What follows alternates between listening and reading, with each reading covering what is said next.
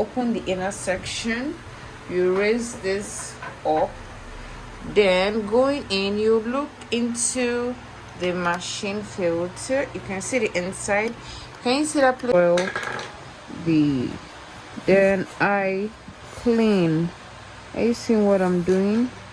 I clean this part. It is the shuttle and the railer, and I'm going to pour. So I'm going to loosen this part, making it. Sometimes if I forget, I'll see a whole lot of dirt. You go inside here, most times there used to be a whole lot of dirt times 80. Sometimes this machine, yes, making sure it's facing, it's equalized, then you screw it up.